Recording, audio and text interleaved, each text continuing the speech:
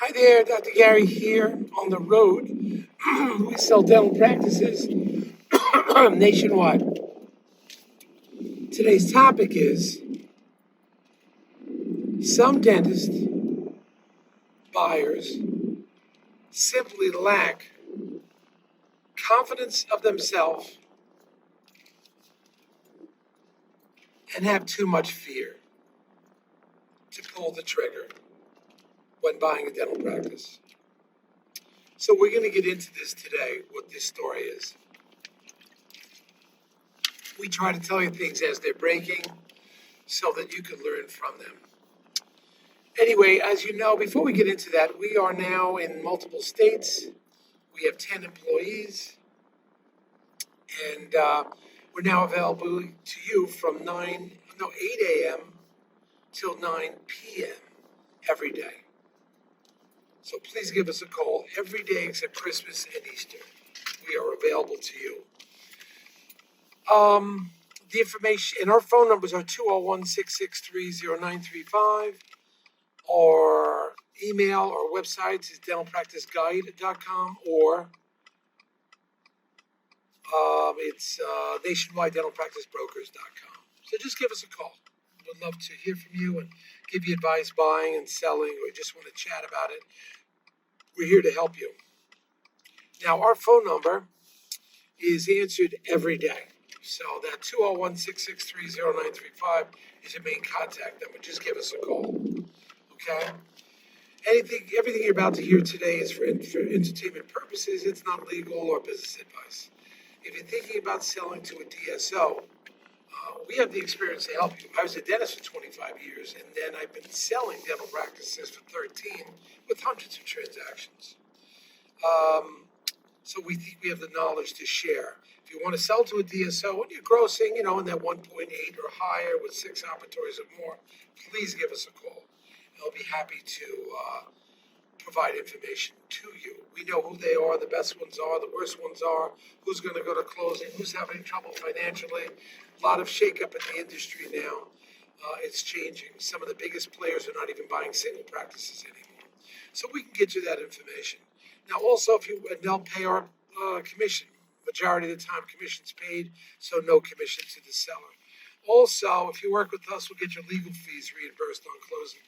So give us a call on successful closing. So now we're dealing with somebody now that the young lady is shaking in her boots. She's just shaking without fear, and just so much fear, he, she, whatever, so much fear of the future that they're going to make less when they buy this practice, which is a big one,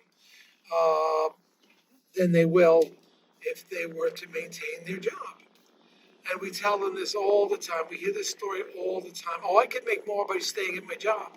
What they're missing is the following things. They don't have confidence in themselves that they will indeed make more money in the future, because the average practice goes up 10, 15, 20% range the first year. And that's the reason why the dentist is more enthusiastic. They open up the hours. They may join a few more plans. They're going to market and advertise. They already have a great staff. You know how hard it is to get staff now? Staff in itself is worth a lot of money. And also the tax write-offs when you own your own business. It could be 20% more or more than compared to your W-2 or 1099. So you on paper initially, sounds like you're making more money, but when you're taking almost less, they don't factor that in. So many buyers I'd say so many, a number of buyers have that fear. They have fear in the future, fear that they will not be successful, fear that they don't factor in marketing and advertising. They don't figure and factor in the growth that they're going to have. They don't put value on existing staff. I have a guy in one area in New Jersey, cannot find a hygienist, cannot find it. Whereas I have another doctor buying a practice with multiple hygienists in it that like working there in a different region. And the doctor doesn't put the value on those multiple hygienists, does not put the value, doesn't understand. He's, well, I'm going to take home less money. No, you're making a foolish mistake. A mistake that you're going to pay for many, many times over. When you work for somebody, you have no investment in the future. It's zero. right? Zero. If you get hurt on Friday, what happens on Saturday morning or Monday to going back to work? Your income goes to zero.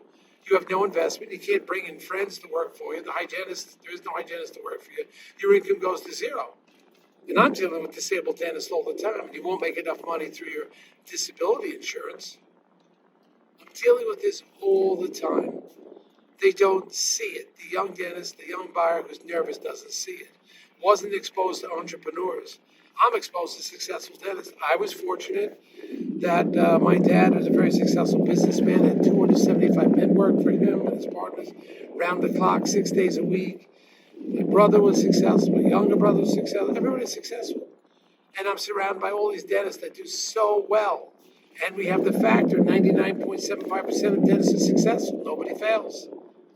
One of the largest dental banks, 104, I think it was, billion in transactions and 5 failures. 104 billion they grossed, well, the loans they had, and they had 5 failures.